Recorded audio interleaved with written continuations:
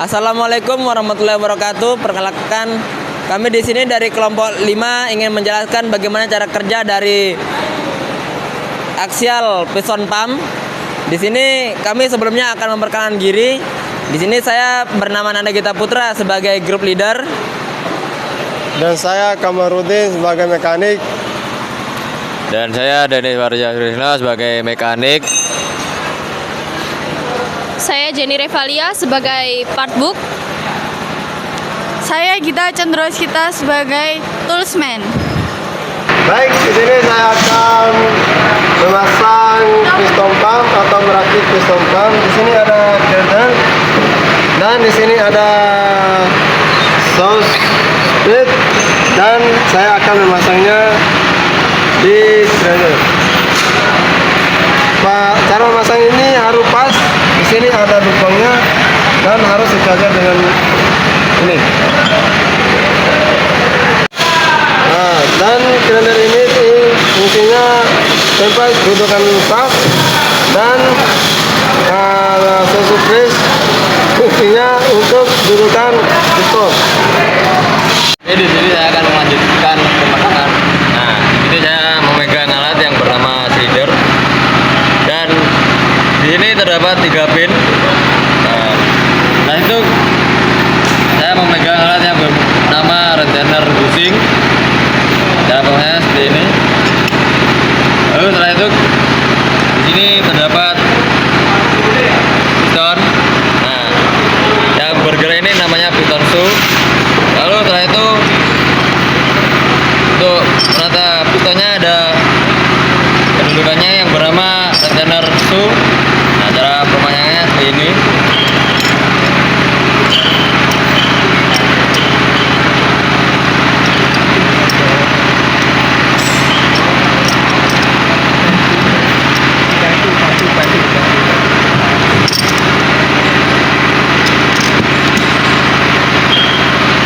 Nah, di sini sudah selesai. Selanjutnya kita akan memasangnya. Ini caranya.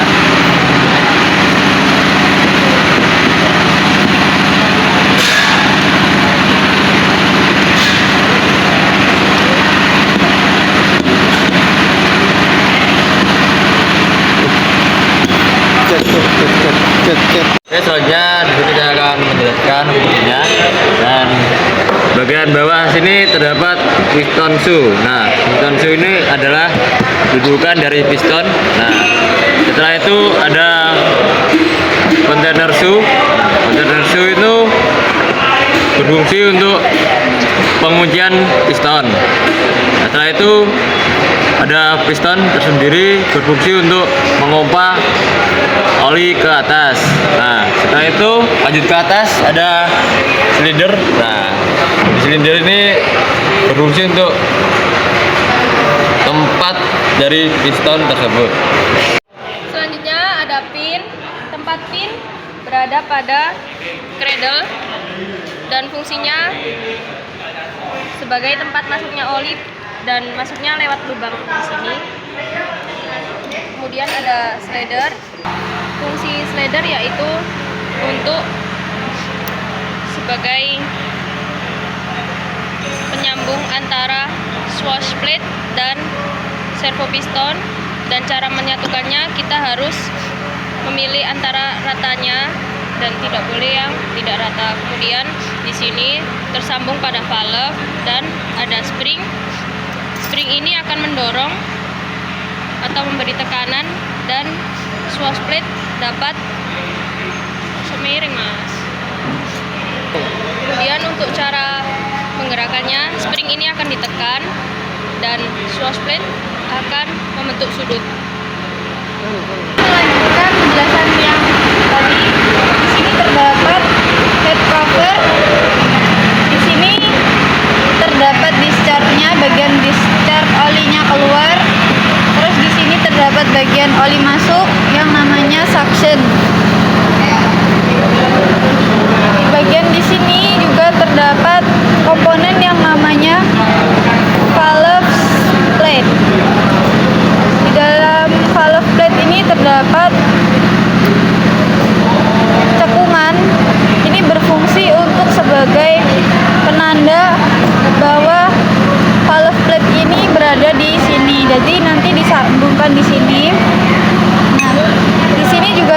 terdapat cracking, berfungsi untuk agar nanti ketika oli keluar tidak langsung muncrat, jadi bisa keluar olinya secara pelan-pelan. Terus di sini juga terdapat vakum hole, berfungsi untuk memvakum.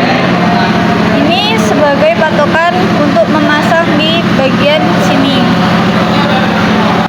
Patokannya ada sini, ini.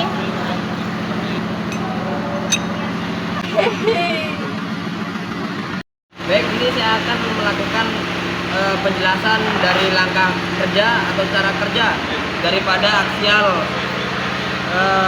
piston pump ini. Di sini yang pertama ada yang namanya hose plate-nya. Hose plate ini berfungsi sebagai kedudukan daripada piston ini sendiri dan juga menjadi sudut kemiringan untuk menentukan berapa liter oli yang bisa dihasilkan dari piston ini sendiri. Lalu selanjutnya pistonnya ini akan dipasangkan ke bagian dalam sini.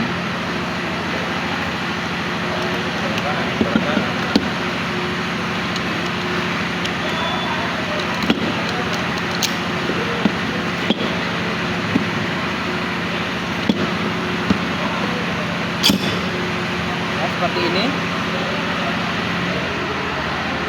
Sebenarnya di sini masih banyak part-part, tapi sudah dijelaskan tadi di awal. Di sini ada yang namanya piston shoe, ada yang namanya pistonnya itu sendiri, dan ada juga yang namanya retainer shoe.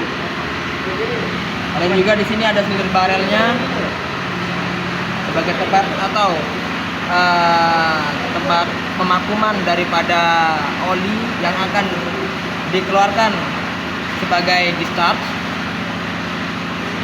Lalu di sini bagian sini ada yang namanya servonya. Servo ini berfungsi sebagai yang memerintah ketika ini akan naik atau turun, atau memerintah kemiringannya.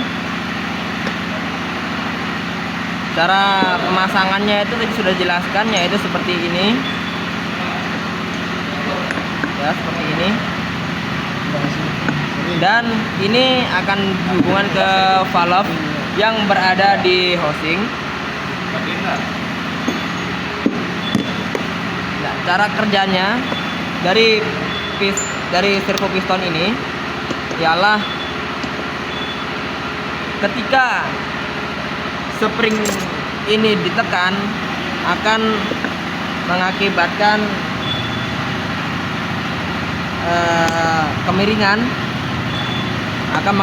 kemiringan seperti ini, sehingga oli yang berada di dalam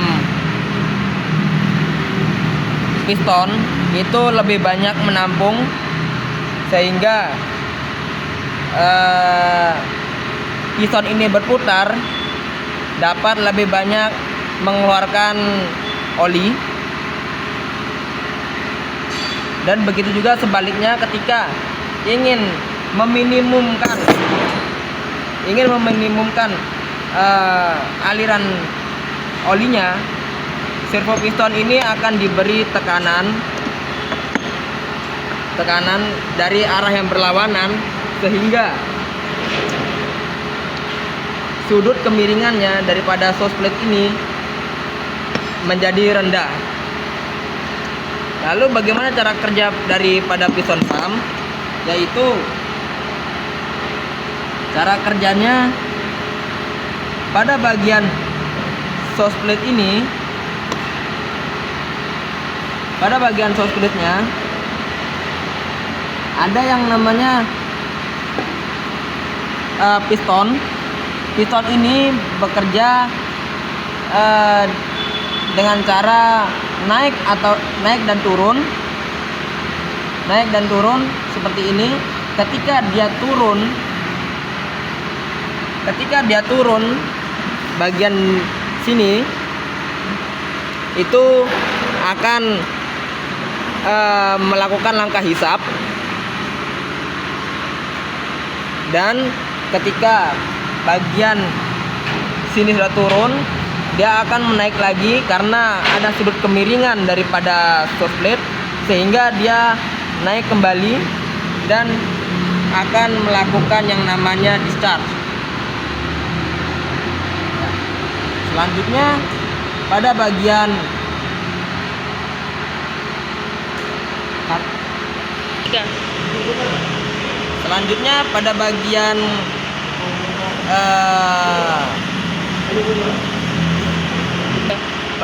selanjutnya kita akan membahas bagaimana sih cara putarnya atau arah putarnya daripada piston ini ke kanan atau ke kiri.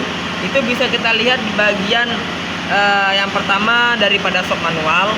Yang kedua, jika tidak ada shock manual, kita bisa mengetahui ciri-cirinya, dia berbalik, dia arahnya kemana. Di sini kita bisa membuka pada bagian pistonnya.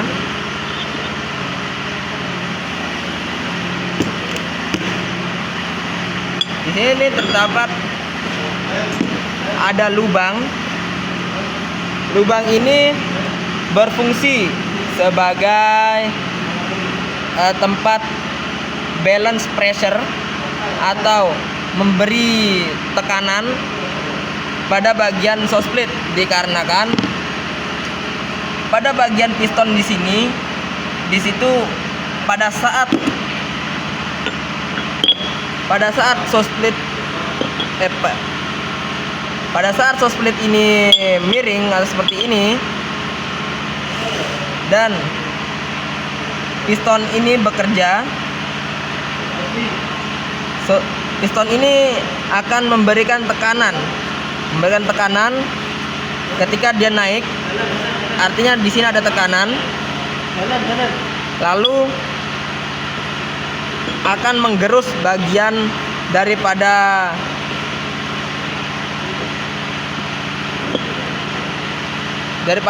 metal bearing. Maka dari itu di sini diberikan lubang, dan lubang ini mengalirkan oli.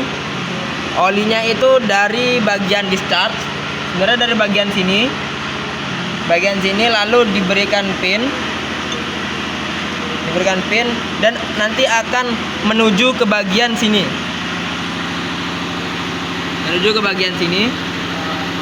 Nah, kita lanjut ke bagian yang pertama kita bahas tadi, yaitu bagian dari putaran shaft atau putaran pompanya, yaitu berarti ke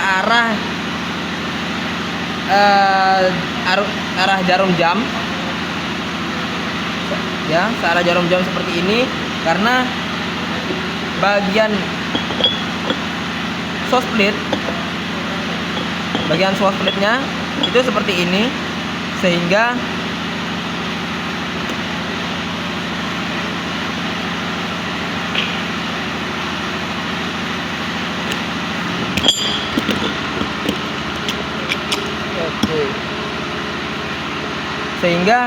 pada bagian piston akan tertekan ke bagian dalam, lalu di bagian sini atau bagian daripada balance pressure-nya tadi itu bekerja memberikan dorongan kembali, sehingga tidak menimbulkan keausan pada bagian metal bearing ini. Baik, selanjutnya pada bagian head end, di sini terdapat yang namanya valve plate. Ya, di sini valve plate ini berfungsi sebagai mengatur daripada keluarnya oli yang telah dipompa dengan piston. Di sini banyak part-part. Yang pertama di sini ada cranknya, lalu ada vakumnya, lalu di sini bagian dari suctionnya, dan yang tiga ini bagian dari discharge-nya. Cara pemasangannya tadi sudah disampaikan, yaitu seperti ini.